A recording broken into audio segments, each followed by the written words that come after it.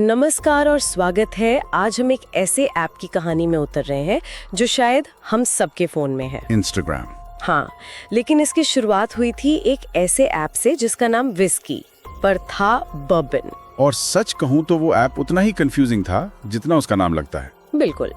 तो आज हम इसी सफर को देखेंगे, कैसे एक उलझा हुआ आइडिया रातों रात दुनिया का सबसे बड़ा सेंसेशन बन गया। और फिर कैसे मार्क ज़करबर्ग के आने के बाद इसकी पूरी कहानी बदल गई।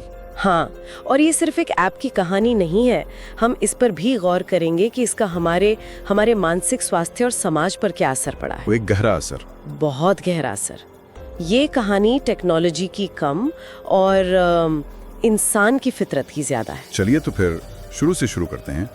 कहानी का जो मुख्य किरदार है वो है केविन सिस्ट्रॉम। केविन सिस्ट्रॉम एक ऐसा इंसान जिसे किस्मत ने फेसबुक और ट्विटर दोनों में शुरुआती दिनों में काम करने का मौका दिया और उसने दोनों ठुकरा दिए। ये सुनने में आज पागलपन लगता है ना। बिल्कुल। लेकिन उस वक्त केविन के एक मेंटर ने उसे सलाह दी थी कि फेसबुक तो बस एक कॉलेज ट्रेंड है जो कुछ दिन में खत्म हो जाएगा। हाँ, और केविन ने वो बात मान ली। इससे पता चलता है कि उस दुनिया में भविष्य का अंदाजा लगाना कितना मुश्किल है। बिल्कुल। तो फेसबुक को मना करने के बाद केविन इटली चले गए। वहाँ उन्होंने फोटोग्राफी सीखी। अच्छा। और जब वापस आए तो उन्होंने बर्बन नाम का एक ऐप बनाया। जैसा हमने कहा, विस्की से कोई लेना देना नहीं था इसका। ये एक चेक इन ऐप था। हाँ, location based check in app, जहाँ आप तस्वीरें डालते थे, प्लान्स बनाते थे और आपको वर्चुअल पॉइंट्स मिलते थे। मतलब सब कुछ एक ही जगह पर। खिचड़ी बन गई थी पूरी। और यही दिक्कत थी, आप चेक इन कर सकते थे, प्लान बना सकते थे, फोटो शेयर कर सकते थे। किसी को समझ ही नहीं आ रहा था कि इसका असली मकसद क्या है। और यूजर्स कितने थे? मुश्किल से 100। सिर्फ 100। लेकिन फिर भी केविन ने निवेशकों से लगभग $500 मिलियन जुटा लिए। यही बात मुझे हैरान करती है, 100 यूजर्स पर $500 मिलियन। ये कैसे हुआ? ये उस दौर की सिलिकॉन वैली की कहानी है। एक गोल्ड रश जैसा माहौल था। अच्छा। निवेशक हर उस चीज पर पैसा फेंक रहे थे जो सोशल या मोबाइल से जुड़ी हो। उन्हें डर था कि अगला फेसबुक हाथ से ना निकल जाए। तो वो बस दांव लगा रहे थे? हाँ, वो 10 कंपनियों पर दांव लगाते थे इस उम्मीद में कि एक भी चल गई तो सारा पैसा वसूल हो जाएगा। बिल्कुल। बर्बन उन्हीं में से एक था। तो पैसा आ गया और केविन ने एक को फाउंडर माइक क्राइगर को भी साथ ले लिया। हाँ। लेकिन ऐप अब भी नहीं चल रहा था। और यहीं पर केविन ने वो किया जो बहुत कम फाउंडर्स करते हैं। उन्होंने अपनी ईगो को किनारे रखा और अपने यूजर्स से पूछा, उन्हीं मुट्ठी भर यूजर्स से, हाँ, कि आप लोगों को इस ऐप में आखिर पसंद क्या है। और यहीं से कहानी का सबसे बड़ा टर्निंग पॉइंट आता है। बिल्कुल। यूजर्स ने कहा कि उन्हें चेक इन पॉइंट्स इन सब में कोई दिलचस्पी नहीं है। कुछ नहीं। उन्हें बस एक चीज अच्छी लगती है, तस्वीरों पर फिल्टर लगाकर उन्हें शेयर करना। ये एक आहा मोमेंट था केविन के लिए। बिल्कुल। उन्हें लगा कि वो 10 समस्याओं को सुलझाने की कोशिश कर रहे हैं, जबकि यूजर्स को सिर्फ एक चीज चाहिए थी। ये बिजनेस का शायद सबसे बड़ा सबक है ना? हाँ, कि कभी-कभी आपको अपने 90% आइडिया को कूड़ेदान में फेंकना पड़ता है। केविन और माइक ने वही किया। उन्होंने बर्बन को पूरी तरह बंद करने का फैसला किया और सिर्फ एक फीचर पर फोकस किया, फोटो शेयरिंग। और ये जीनियस मूव था, क्योंकि उस वक्त फोटो एडिटिंग एप्स तो बहुत थे। हाँ, हिप्स्टरमैटिक जैसा। बिल्कुल। लेकिन वो सोशल नहीं थे। आप फोटो एडिट करते थे और वो बस आपके फोन में रह जाती थी। इंस्टाग्राम ने उस एडिटिंग को एक कम्युनिटी से जोड़ दिया और ऐप का नाम भी बदल दिया, इंस्टेंट कैमरा और टेलीग्राम को मिलाकर इंस्टाग्राम। फिर एक और मजेदार किस्सा हुआ। हाँ, ये तो मुझे बहुत पसंद है। जब ऐप लगभग तैयार था, केविन ने इसे अपनी गर्लफ्रेंड को दिखाया। और उसने क्या कहा? उसने ऐप देखा और कहा, मैं इसे शायद इस्तेमाल नहीं करूंगी। केविन हैरान रह गए होंगे। बिल्कुल। उनकी गर्लफ्रेंड ने समझाया कि उसकी तस्वीरें दोस्तों जितनी अच्छी नहीं लगती, इसलिए वो उन्हें पोस्ट करने से हिचकिचाएगी। और उसने सुझाव दिया कि ऐप में कुछ ऐसा होना चाहिए जो तस्वीरों को खूबसूरत बना दे। फिल्टर्स। और इसी एक फीडबैक ने इंस्टाग्राम की किस्मत बदल दी। केविन ने अपने फोटोग्राफी के ज्ञान का इस्तेमाल करके कई फिल्टर्स बनाए, एक्स प्रो 2, लो-फाई, टोस्टर। हाँ, ये सब। ये फिल्टर्स साधारण मोबाइल तस्वीरों को भी एक विंटेज प्रोफेशनल लुक देते थे। इसने हर किसी को एक अच्छा फोटोग्राफर बना दिया। 8 हफ्तों की मेहनत के बाद 6 अक्टूबर 2010 को इंस्टाग्राम ऐप स्टोर पर लॉन्च हुआ। और फिर जो हुआ उसकी किसी ने कल्पना भी नहीं की थी। पहले 24 घंटों में 25,000 लोग जुड़ गए। सर्वर क्रैश हो गया। ये तो कुछ भी नहीं था। एक हफ्ते में 1 लाख यूजर्स। और सिर्फ एक महीने के अंदर 10 लाख यूजर्स। रॉकेट की रफ्तार से बढ़ रहा था ये। पर सवाल ये है कि ऐसा क्यों हुआ? सिर्फ फिल्टर्स तो वजह नहीं हो सकते। तो फिर क्या था? क्या ये सिर्फ फोमो था, मतलब fear of missing out? FOMO तो एक बड़ा फैक्टर था, पर मुझे लगता है ये 3 चीजों का एक परफेक्ट स्टॉर्म था। अच्छा। पहला, जैसा आपने कहा, फोमो। लोग ट्विटर और फेसबुक पर खूबसूरत फिल्टर्ड तस्वीरें देख रहे थे और उन्हें भी वैसी ही तस्वीरें पोस्ट करनी थी। और दूसरा ऐप में ही फेसबुक और ट्विटर पर शेयर करने का बटन था, जो एक तरह से मुफ्त की मार्केटिंग थी। बिल्कुल, हर पोस्ट एक विज्ञापन था। और तीसरी वजह? टाइमिंग। कुछ ही महीने पहले एप्पल ने आईफोन 4 लॉन्च किया था, जिसका कैमरा उस वक्त के हिसाब से बेहतरीन था। हाँ, पहली बार लोगों की जेब में एक ऐसा कैमरा था जो अच्छी तस्वीरें ले सकता था। इंस्टाग्राम ने उन्हें उन तस्वीरों को शानदार बनाने और दुनिया को दिखाने का एक प्लेटफॉर्म दे दिया। टेक्नोलॉजी और जरूरत दोनों एक ही समय पर मिल गए। सोने पर सुहागा। ये ग्रोथ इतनी विस्फोटक थी कि कंपनी संभाल ही नहीं पा रही थी। सर्वर हर दूसरे दिन क्रैश हो जाता होगा। हाँ, फिर जस्टिन बीबर जैसे सेलिब्रिटीज ने इसे ज्वाइन कर लिया। ओहो। जब भी वो कोई तस्वीर पोस्ट करते, एक साथ हजारों नए डाउनलोड होते और सर्वर फिर बैठ जाता। और ये सब संभालने के लिए टीम में कितने लोग थे? अंदाजा लगाइए। 10-15? सिर्फ 4। क्या 4 लोग? 2 फाउंडर्स और 2 कर्मचारी। 4 लोग 20 लाख यूजर्स को संभाल रहे थे। ये तो अविश्वसनीय है। इसका मतलब वो सिर्फ तकनीकी समस्याओं से नहीं, बल्कि एक और बड़ी चुनौती से जूझ रहे होंगे जिसके लिए वो तैयार नहीं थे। Content moderation, cyber bullying, harassment. बिल्कुल। केविन सिस्ट्रोम का सपना तो इसे फोटोग्राफी और कला के लिए एक क्रिएटिव जगह बनाने का था। एक सुंदर जगह। हाँ, लेकिन जब कोई चीज इतनी तेजी से बड़ी होती है तो उसका असली मकसद अक्सर पीछे छूट जाता है। और यही इस कहानी का सबसे बड़ा विरोधाभास है।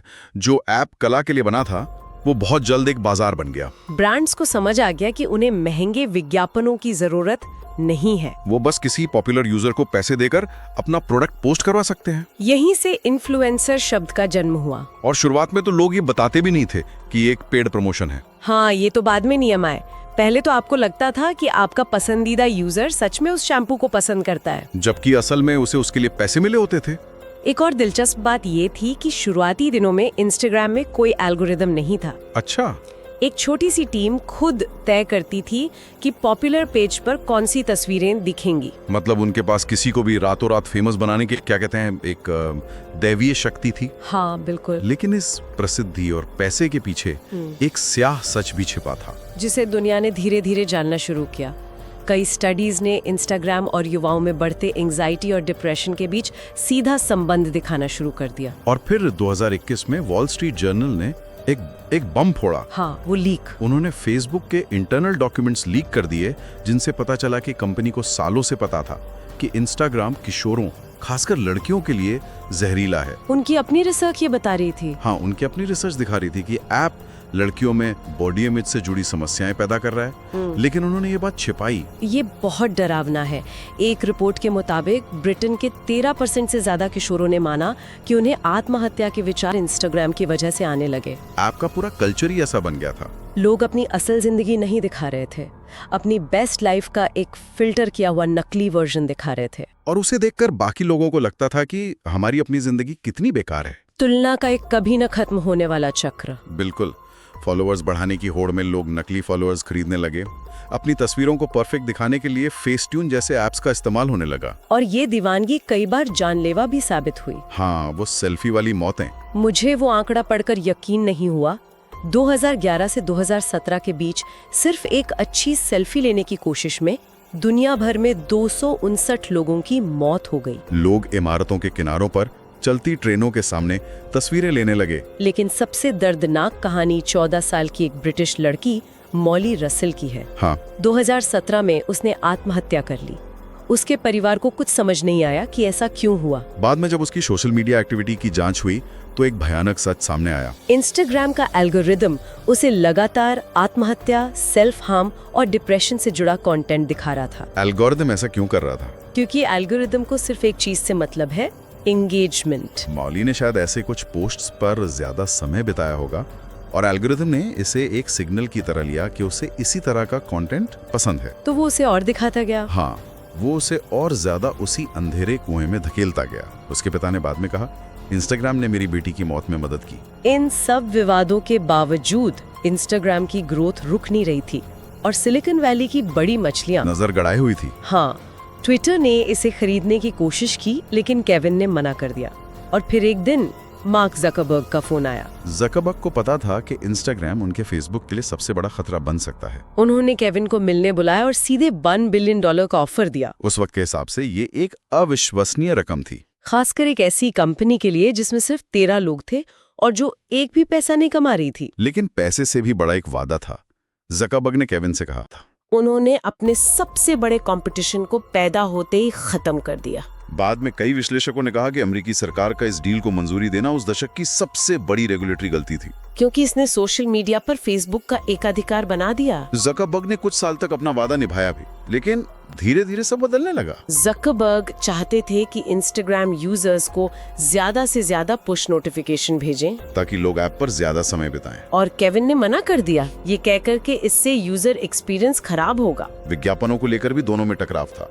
केविन चाहते थे कि इंस्टाग्राम एक प्रीमियम प्लेटफॉर्म बना रहे, जहां सिर्फ बड़े ब्रांड्स के खूबसूरत विज्ञापन दिखें। और ज़करबर्ग फेसबुक का self serve add system integrate करना चाहते थे, ताकि कोई भी, चाहे वो एक छोटा कारोबारी हो या कोई स्कैमर, कोई भी विज्ञापन दे सके।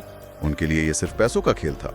असली समस्या तब शुरू हुई जब ज़करबर्ग को लगने लगा कि इंस्टाग्राम की लोकप्रियता फेसबुक की ग्रोथ को खा रही है। लोग फेसबुक से ज्यादा समय इंस्टाग्राम पर बिताने लगे थे। एक पूर्व कर्मचारी ने इसे बहुत अच्छे से समझाया था। वो बड़ी बहन वाली बात। उसने कहा, फेसबुक उस बड़ी बहन की तरह है जो छोटी बहन को पार्टी के लिए तैयार होने में मदद तो करती है, लेकिन वो कभी नहीं चाहती कि छोटी बहन उससे ज्यादा सुंदर दिखे। बिल्कुल। ज़करबर्ग ने जानबूझकर ऐसे फैसले लेने शुरू कर दिए जो इंस्टाग्राम को नुकसान पहुंचा रहे थे। जैसे उन्होंने फेसबुक ऐप से इंस्टाग्राम का लिंक हटा दिया ताकि ट्रैफिक उधर न जाए। वो इंस्टाग्राम के हर नए फीचर को फेसबुक में कॉपी करने लगे। 2018 में केविन सिस्ट्रॉम और माइक क्राइगर दोनों ने एक साथ इस्तीफा दे दिया और उनके जाते ही इंस्टाग्राम का नाम बदलकर इंस्टाग्राम फ्रॉम फेसबुक कर दिया गया। और ज़करबर्ग ने वो सारे बदलाव लागू कर दिए जो वो हमेशा से चाहते थे। ज्यादा नोटिफिकेशंस, फेसबुक का एड सिस्टम, इंस्टाग्राम की आत्मा खत्म हो चुकी थी। एक युग का अंत हो गया था। इंस्टाग्राम की कहानी हमें ये सिखाती है कि कैसे यूजर के एक छोटी सी जरूरत को समझकर एक वर्ल्ड क्लास प्रोडक्ट बनाया जा सकता है। हाँ, बर्बन की खिचड़ी को छोड़कर सिर्फ फोटो पर फोकस करने का फैसला, वही इसकी सफलता की वजह बना। लेकिन ये कहानी हमें एक गहरी सच्चाई भी दिखाती है। क्या?